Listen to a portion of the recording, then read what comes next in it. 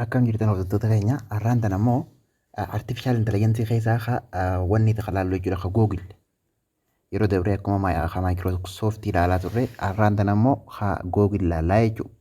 Googleis dhiyeenya kanatti launch godhee jira jechuudha artificial intelligence isaa innis Gemini kan jedhamu jechuudha.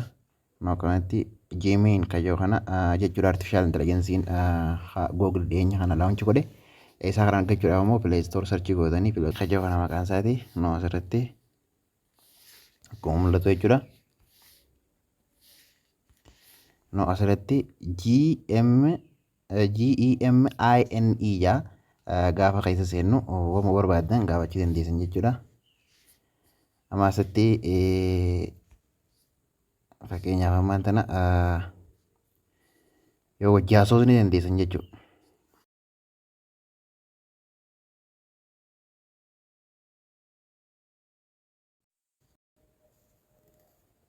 Hello, how can I help you today?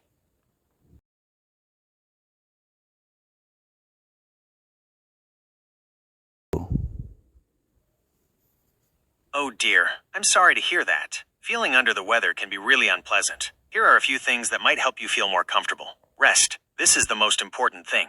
Your body needs time to recover. Hydration. Drink plenty of fluids like water, clear broths, and herbal teas. Warmth. A warm bath or shower can help soothe aches and pains. Comfort food. Easy to digest foods like soup or broth can be comforting and nourishing. If your symptoms are severe or persistent, it's always best to consult a doctor. I hope you feel better soon. Disclaimer. This information is for general knowledge and informational purposes only, and does not constitute medical advice. For diagnosis and treatment, consult a qualified healthcare professional. Kunoo akkuma agartan jechuudha akkamitti qonna dhukkuba maal na suggest na gootan jedheeni akkuma agartan kunoo boqonnaa fudhadhaa jaa asirratti boqonnaa fudhadhaa rest is the most important thing jedha body needs time to recovery jedha hydration jaa wantoota akka bishaanii fa'a jechuudha. Kanneen akka clear bars akkasumas illee herbal tea fa'a dhugii baay'ee fayyadamee jira akkatti bifa kanaan jechuudha isin gorsaa deeme jechuudha. Fakkeenyaaf amma tana jecha biraatti yoo baratan fakkeenyaaf amma ingiliffaa keessatti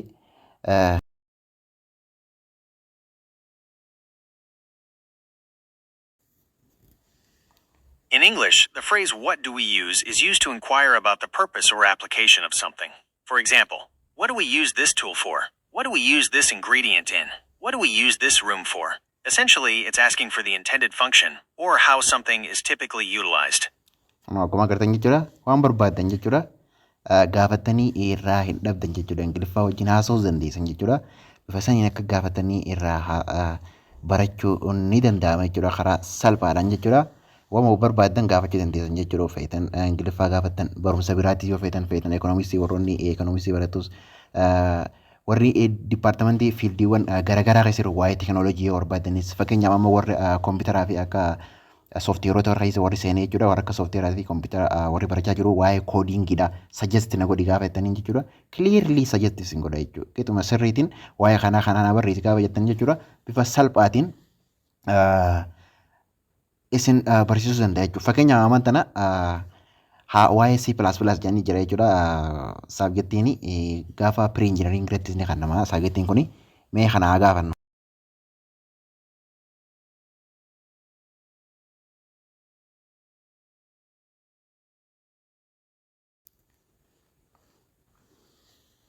One, foundational learning. Online courses. Codecademy offers interactive lessons and projects. Great for beginners. Free Codecamp provides a comprehensive curriculum, including C++, with a focus on practical projects. Coursera/edX. Platforms with structured courses from universities, often with certifications. YouTube tutorials.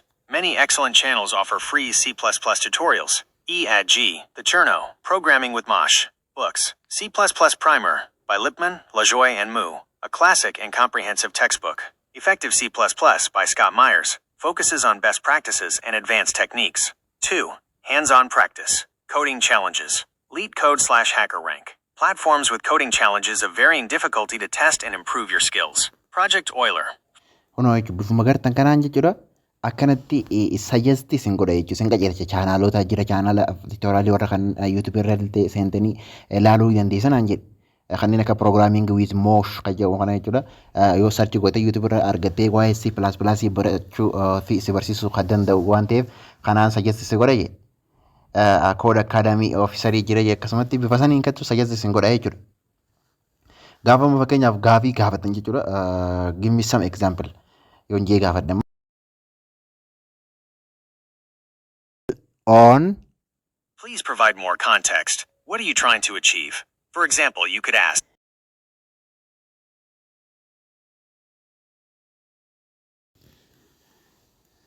int main /1 basic output std count less than hello world less than std eendl /2 variables and data types int age equals 30 double pi equals 3.14159 char initial equals a std string name equals John Doe std count less than my ages less than age less than std dndl /3 arithmetic operators int x equals 10 y equals 5 int sum equals x plus y int difference equals xy int product equals x asterisk y int quotient equals x to by y int remainder equals x% y is by modulus returns the remainder of division /4 conditional statements if age greater than equals 18 std count less than you are an adult less than std eendl else std count less than you are a minor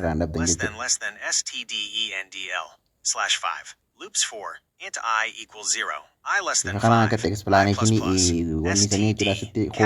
plus std count less than count less than I less than std eendl return 0 explanation line 1 includes the IOStream header, which provides input/output functionality.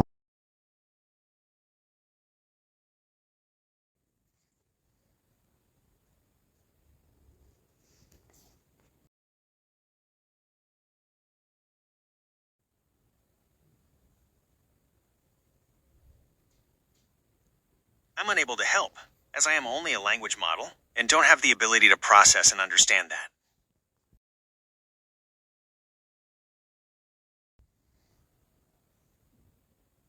What do you mean is a common phrase used to request clarification. When someone says something confusing or unclear, you use this to ask them to explain it better. Example, what do you mean understand. What do you mean by a sudden shift in the market? Express confusion or disbelief. If someone says something surprising or contradictory, you can use this to express your confusion. Example, you're going to quit your job? What do you mean? Challenge a statement. Sometimes, it can be used to question the validity or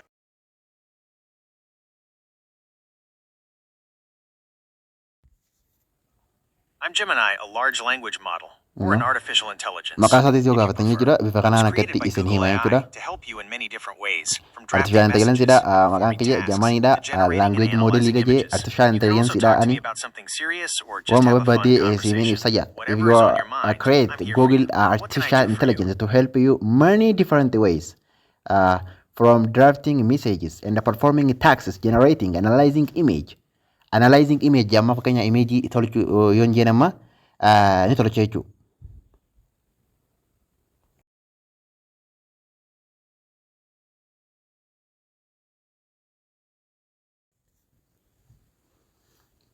No akkana bifa kanaan kaasee jechuudha. Baayisaayikil irratti no maal gubba kaasee jechuudha.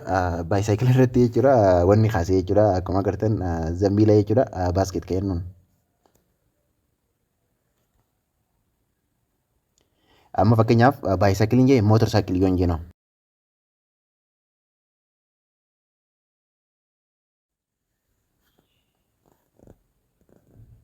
Amma mootor saayikilii irratti kaa'uu deemaa jechuudha. Sure. Mootor irra jechuudha. Jalqaba baayisaayikilii irra inni saayikilii irra godhee amma immoo mootor saayikilii irratti jenereet godhaa jira jechuudha imeejii. Akkuma agartan zambiiluma san fidee asirra kaa'ee jechuudha. On a car yoon jennu.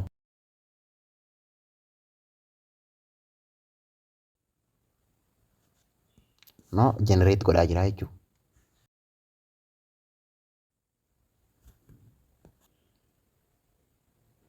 Update gaafa godhaa deeman gaa itti galchaa deeman jechuudha. Update gaafa no saayikiluma fuudhee wanni gubbaa kaa'ee jechuudha. Konkolaataa gubbaa kaa'ee.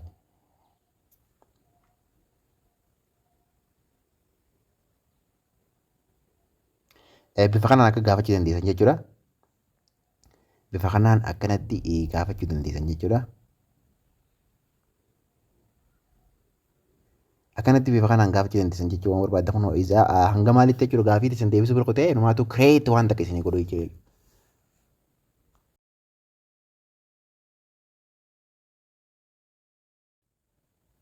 No asitti diroo godhe gadisa jechuun ammoo basoo yookaan adurree kan jennuun jechuudha. Sure, here is an image of a cat. No image fakkaati jee diroo godhaa jira jechuudha. Kan agartan no it's amazing artificial intelligence baay'ee masiqaa jira jechuudha. Bifa kana jechuudha. Anumaatu karaa video generator irratti from image generator to video generator itti hacaa jirru jechuudha. Anuma maal godhu raayi karaa osoo imeejii tolchuu osoo hin ta'in anumaatu karaa viidiyoo tokko jechuudha itti dubbattee waan kana godhettee hajajjee jechuudha gara viidiyoodhaatti generate godhutti ol guddatee jira jechuudha. Warroonni viidiyoo generator godhanis jiru jechuudha. Warroota saniin ammoo viidiyoo biraatiin qabannee dhufna jechuudha. Akkasitti immoo isa kana enjoy akka gootaniin abdadha. Thank you so much. Guddaa galatomaan isin jaa. Wanta barbaachisu jechuudha. Teekinooloojii irratti wanta barbaachisaa hajiroo ta'e innoveessadha. Maal akka isiniif hojjennu jechuudha. Kana fakkaatee waa'ee artificial intelligence gaafii barbaadan gaafachuu keessan irraa kan ka'een Ingiliffaa bira kunne C++ jennee akkuma fakkeenyaaf computer programming keessatti kakannamu bifa kanaan jechuudha gaafachaa turre hanga photo image godhu tokkotti gaafannee jechuudha bifa kanaan akka itti waan barbaadan akka gaafachuu dandeessanii hin dhabne irraa isin agarsiisuu barbaadee jechuudha. Saniifuu yaada keessan komentii irratti ni ilaalla jechuudha. Fuuldura akka viidiyoo maalii akka qabannee dhufnuuf jechuudha. Yaada keessan kan laallee viidiyoo biraa hojjennee dhufnu ta'a. Guddaa galatooma.